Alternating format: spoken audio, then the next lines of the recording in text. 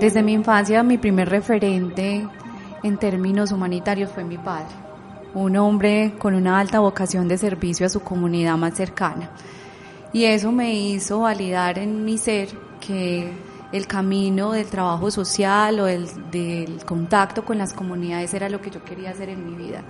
Y recuerdo que cuando uno se gradúa del colegio, no sabe uno qué quiere hacer, y empecé a presentarme a las universidades, en principio queriendo ser médica. Y me enteré, luego de no pasar, de que no era un asunto que yo quería para mi vida, y descubrí que había una profesión que se llama Planeación y Desarrollo Social. Y cuando le hago la devolución a mi familia, lo primero que me dicen es: en esos tipos de profesiones no obtienes recursos económicos y te vas a morir prácticamente de hambre. Pero cuando vi el pensum, identifiqué que básicamente eso era lo que yo quería hacer en mi vida.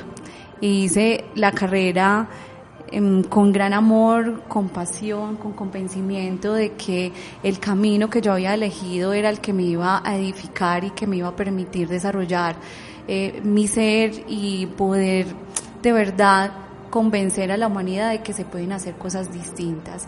Una vez me gradué de la universidad, empecé ya la vida real, o sea, mi vida era de la universidad a la casa y en unos entornos como muy conocidos, pero el ejercicio profesional me llevó a tener contacto con comunidades y una realidad que me costó entender. Trabajé para la Federación Nacional de Cafeteros en un programa de vivienda en municipios de alto conflicto, y ahí cuando yo entro en contacto con las comunidades que habían sido afectadas por estas situaciones, comprendo que mi propósito de vida era continuar por ese camino de aporte significativo a construir o a transformar comunidades a partir de mi esencia personal, pero también desde mi experticia profesional. A mí la parte humanitaria siempre me ha perseguido. Desde pequeño mis dos papás son médicos. Siempre me dijeron que no fuera a estudiar medicina porque era una carrera en la que se sufría mucho. Termino decantando por administración de empresas, y antes de estar en la universidad conocí a una persona en mi vida que cambió mi vida un poco. Esa persona es Fabián, mi mejor amigo, casi mi hermano, y es un pelado que cuando estaba la época de guerra aquí en Medellín, él estuvo como en esa frontera entre irse por el mal camino y el buen camino, y yo tuve la oportunidad de acercarme a él y de brindarle la oportunidad de que se fuera a vivir a mi casa, y le dimos estudio y le conseguimos un trabajo. Y digamos que esa misma historia, cuando yo me presento a mi primer trabajo, que fue en la alcaldía de Medellín, yo cuento esta historia en la entrevista, y eso es lo que hace que a mí me enganchen en ese trabajo, porque era un trabajo con población excombatiente, con desmovilizados del bloque Cacique Nutibara.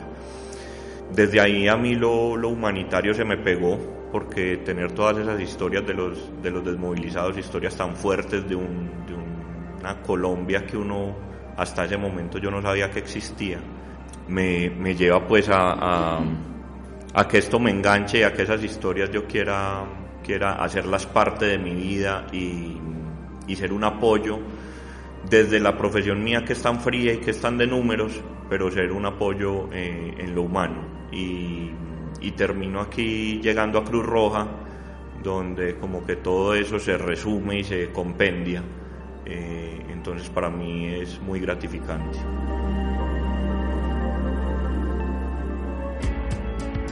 Todos estamos hechos de historias. Hoy contaremos la nuestra. Cruz Roja Antioquia presenta el podcast Así nacen las historias. Cata, cuando yo llegué a la institución me encontré una institución ya muy fortalecida, con un edificio muy bonito, con, digamos, muchos recursos para trabajar, pero yo sé que antes no era así, y vos llegaste mucho antes que yo. Entonces, contame un poquito de como de esa parte. Cuando vos llegaste, ¿cómo era el asunto? ¿Qué había aquí? Bueno, Jaime, cuando yo llegué fue chistoso. Yo pues pasé el proceso de selección y sí sabía que existía la Cruz Roja, pues porque es un referente internacional, pero nunca la había tenido como en mi imaginario realmente que era una institución y qué hacía. en primera instancia te enamora esta institución, pero si lo miramos en términos de infraestructura, yo me sentía realmente como Betty la Fea, no habían computadores, nos los teníamos que compartir. Esta seccional se nos iba cayendo como a pedacitos, si llovía teníamos que tener al lado de nuestras oficinas escobas y traperas para poder sacar el agua y que no se nos dañaran los equipos y todo lo que teníamos dentro de nuestra oficina. Era una institución hermosa porque la esencia del voluntariado y los programas sociales siempre han permanecido, pero en términos de infraestructura y de recursos económicos todavía era una institución muy incipiente, y a las 2 semanas dije yo a dónde llegué, qué estoy haciendo acá, no vi como posibilidad de crecimiento institucional, pero creo que las personas que estaban en ese momento, la junta directiva, el equipo directivo, puso en mí como esa semilla de querer hacer algo distinto por esta organización, y tomé la decisión de querer participar en esa gran transformación. Entonces, cuando tú la viste así de bonita, que creo que a partir de tu llegada hasta ahora todavía tenemos elementos para contar, ha sido una transformación significativa, y eso se debió gracias a que nos organizamos en términos no solamente de la estructura, sino en el modelo de hacer las cosas, y un enfoque muy importante que fue pensar en los negocios. Es decir, había una estrategia de la Cruz Roja como movimiento y como su misión de posibilitar desarrollar programas y proyectos, pero dijimos cómo pensamos apalancarnos a través del posicionamiento de las líneas de negocio, y ahí es donde empieza un trabajo de muchas personas de poder obtener recursos económicos a través de ese proceso. Yo pienso que hay un detonante, y es como cambiar ese paradigma de que bien entendido que lo humanitario se hace con dinero, que nosotros no podemos quedarnos simplemente como en los mercados, en los abrazos, en eso que es tan bonito y que sabemos que nos mueve el corazón, pero que también tenemos que ser a veces un poquito fríos y decir, venga, sí, necesitamos transformar, pero esto lo hacemos con dinero. Y si nos ponemos a ver las necesidades humanitarias de Antioquia, pues son mucho más grandes de lo que nosotros podemos abarcar, y por eso tenemos que tener un crecimiento importante, y tenemos unos retos tan tesos en este momento, pues que son los que nos van a dar ese crecimiento. ¿Vos crees cuál fue como ese detonante para pasar de eso que teníamos a lo que tenemos hoy, y cuál es el futuro? Pues por dónde vemos el futuro encaminado como para que eso lo sigamos logrando.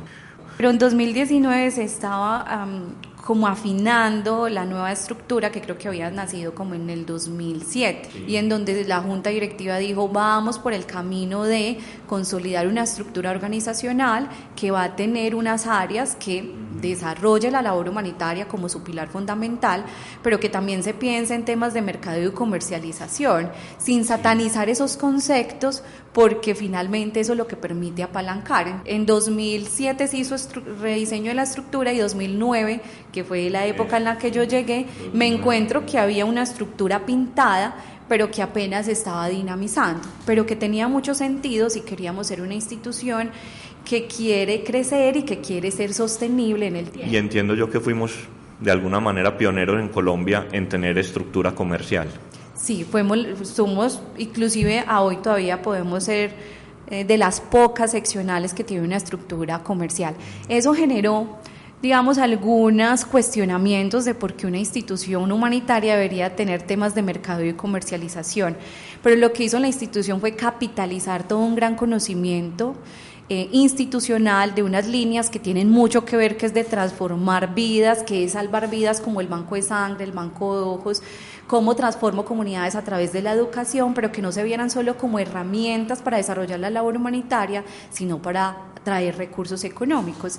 Y empezamos a hacer un fortalecimiento no solamente del talento humano, sino de las herramientas, de los equipos, del contacto con potenciales clientes y aliados, y de esa manera empezamos a posicionar. Y yo creo que a veces el detonante es verse uno en una situación como me sentía yo, como Betty la Fea, con una institución que se te caía encima, y esa necesidad de crecer, y cuando ya te empiezan a llegar como los primeros pesitos, uno dice, sí podemos. Y en esa época se empezaron a constituir proyectos que empezaron a dejar unos excedentes. Y entonces quien en su momento administraba dijo, ay, ya tengo más platica, y ya había flujo de caja. y ya uno podía decir, ay, ¿será que compramos esto?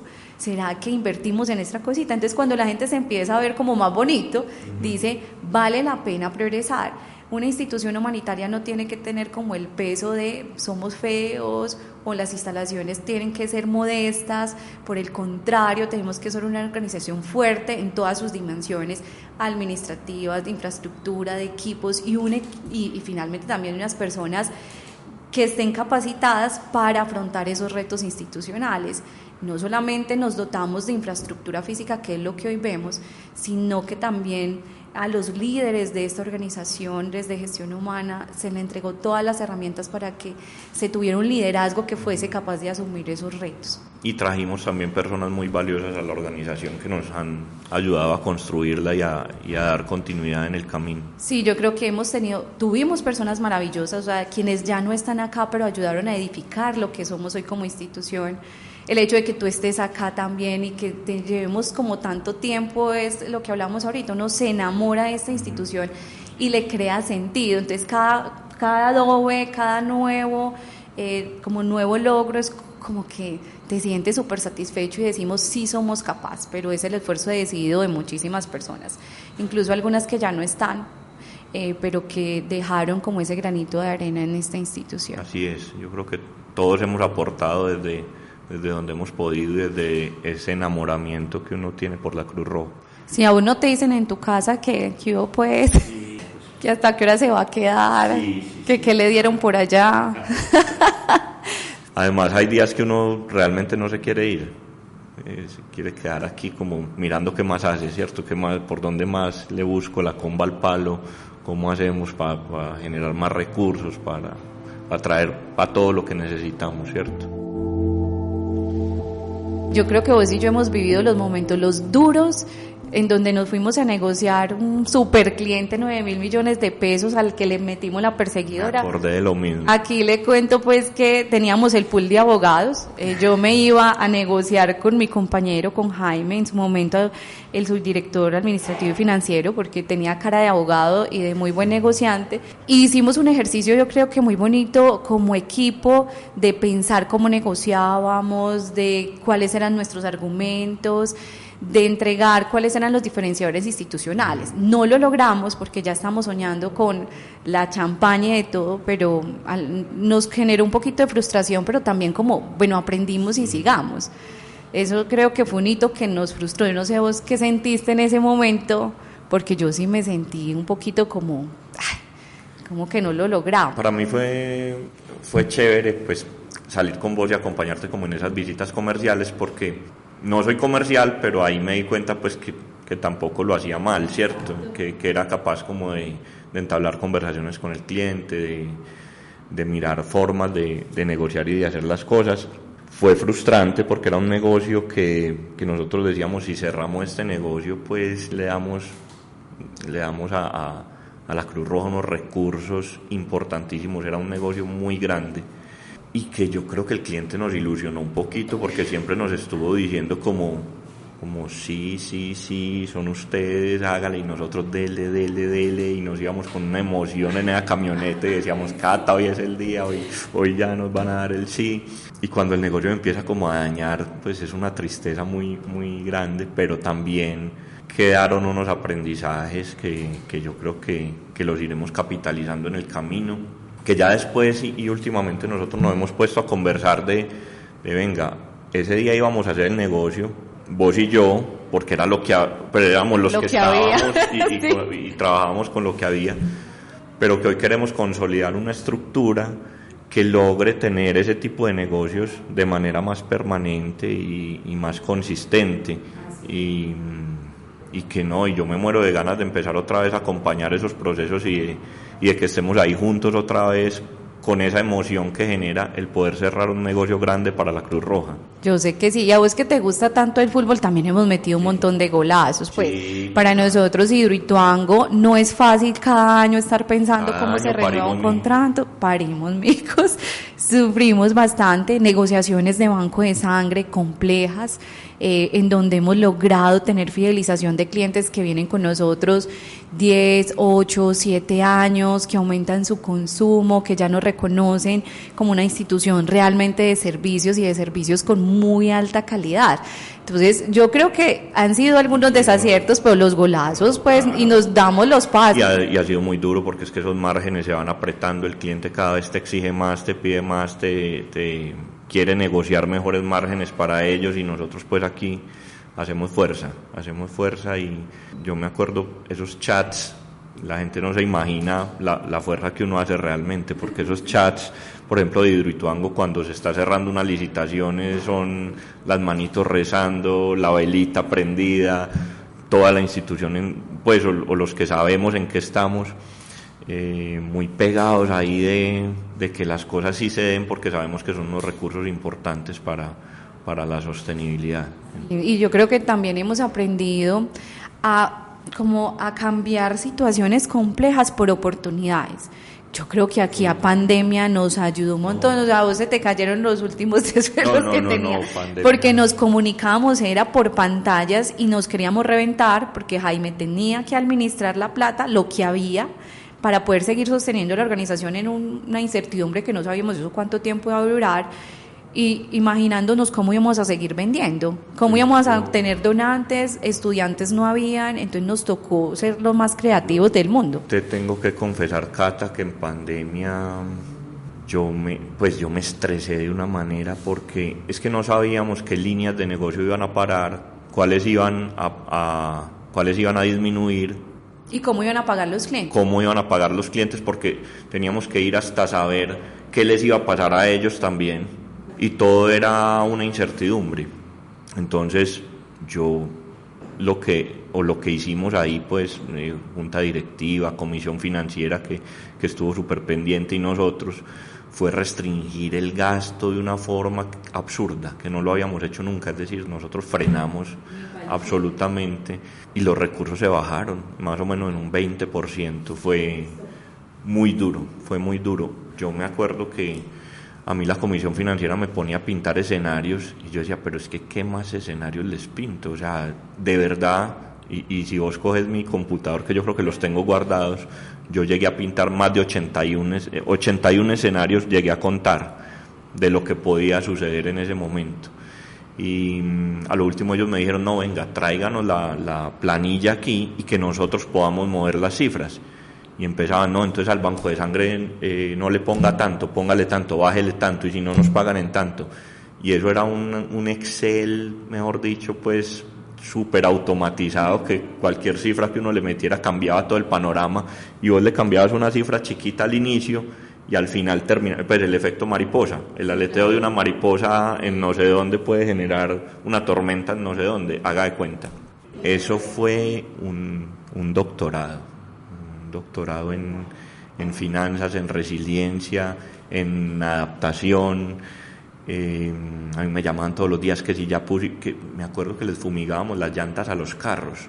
Sí. Ya era tanta la paranoia que nos decían, no, es que hay que fumigarle las llantas a los carros con el hipoclorito, y no hay hipoclorito, y el hipoclorito está agotado, y que los lavamanos, y tenemos que volver a la normalidad, no, que nos volvamos a encerrar. Bueno, eso fue caótico y un aprendizaje muy teso. Bastante, porque inclusive nos tuvo que acercar mucho a los clientes para decirle cómo estábamos modificando la prestación de servicio y cómo nos estábamos adaptando a esa nueva realidad para poder seguirle ofertando servicios que él pudiese necesitar en ese nuevo contexto y que nosotros le pudiéramos facilitar. O sea, reinventarnos fue un reto la estrategia que se tuvieron que inventar para captación. No. Que tú estuviste ahí bastante metida. Sí, nos tocó replantear porque pues ya los donantes no venían acá, entonces nos tocaba ir hasta sus casas, pero era el equipo del banco de sangre con camillas hasta un 5º piso, un apartamento donde habían perritos, gatos, entonces obviamente eso no cumplía con ningún parámetro, pero nos hizo, y eso yo creo que es lo bonito del crecimiento, es decir, los momentos de crisis te exigen modificar o hacer acciones de mejora, gestión del cambio, pensar de manera distinta, y encontramos nuevos modelos de captación. Entonces hoy podemos decir que nunca habíamos ido a unidades residenciales y ahí encontramos un nicho en donde la gente se le facilitaba hacer su proceso de donación y que hoy posiblemente haga parte de las estrategias que estamos implementando, o el diseño de nuevos productos como vacunación, que surge a través de COVID como una posibilidad de decirle a la comunidad, o digamos de vincularnos con el sistema de salud y contribuir con la vacunación COVID, pero que ya hoy es un servicio de vacunación complementaria al servicio de las personas que quieran acceder a él. Entonces mira que el crecimiento institucional se va dando a raíz como de situaciones que son complejas o de crisis, pero que esta es una organización como el Fénix que es capaz de resurgir. Yo creo que esta es una organización con una alta capacidad de resiliencia, con un alto compromiso, y creo que lo que más nos destaca es que quienes estamos acá tenemos que tener algo de locura realmente, pero una gran capacidad de amar muchísimo a esta institución y de entregar lo mejor de nosotros.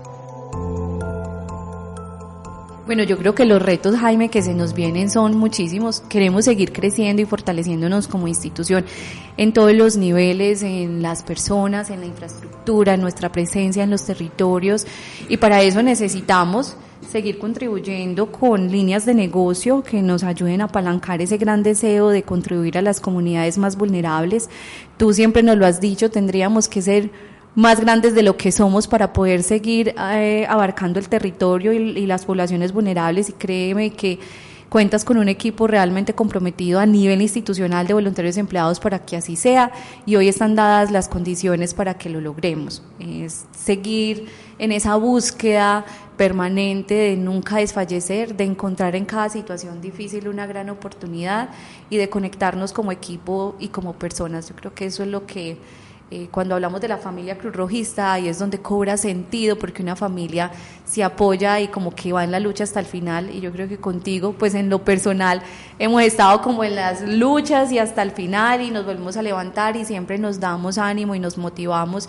El reto de director es bastante grande, yo creo que puede ser uno de los cargos más representativos de la ciudad, porque esta es una institución que la están mirando muchas personas y que significa la luz y la esperanza, porque es una institución diferente, aislada de muchos factores externos. Nosotros nos resguardamos en esos principios y por eso la gente cree en nosotros, y como creen en nosotros, pues tenemos que seguir pensando en cómo crecemos y nos fortalecemos, y me siento muy feliz de queremos cortar la de los 100 años. Yo me sueño y creo que, yo sé que mi propósito de vida en 14 años se va a pensionar, no sé si me vaya a pensionar, de pronto no, pero yo sí les digo que quiero cortar la cinta de los 100 años y hacerme partícipe de, digamos, es que un siglo de servicio a la humanidad es algo que de verdad pocas instituciones lo logran.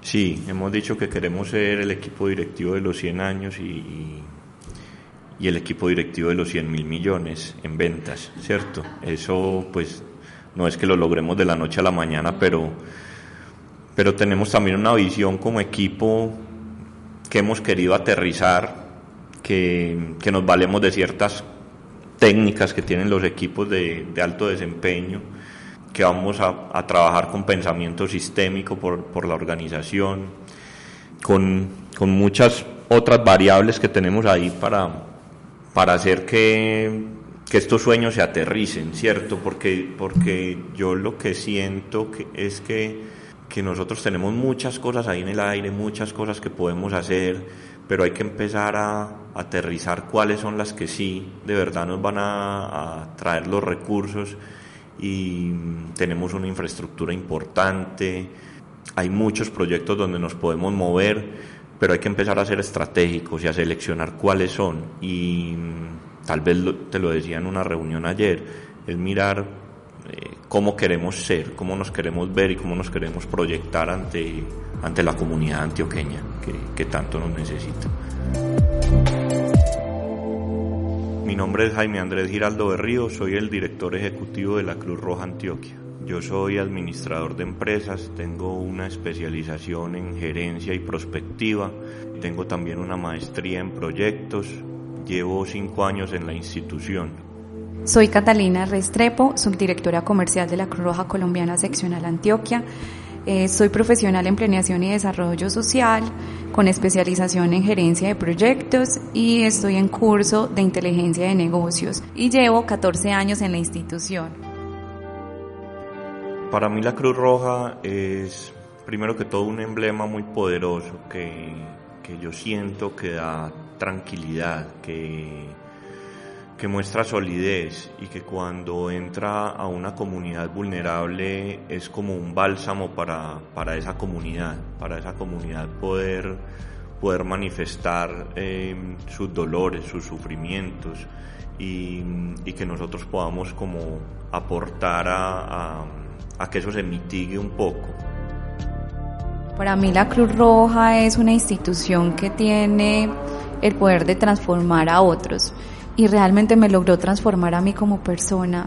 14 años en esta institución han significado no solamente un crecimiento a nivel profesional, sino que me ha permitido ser un mejor ser, una persona mucho más consciente, mucho más empática y que realmente reafirma mi propósito de contribuir de manera significativa en este viaje de vida que tengo.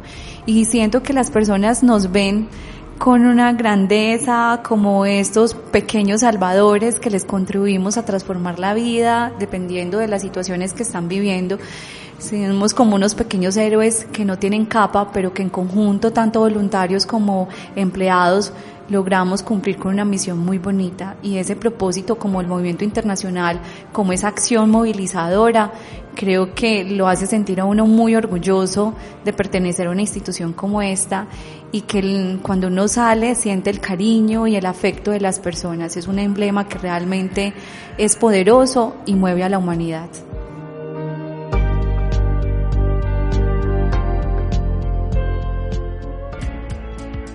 Todos estamos hechos de historias. Hoy contaremos la nuestra. Cruz Roja Antioquia presentó el podcast Así nacen las historias.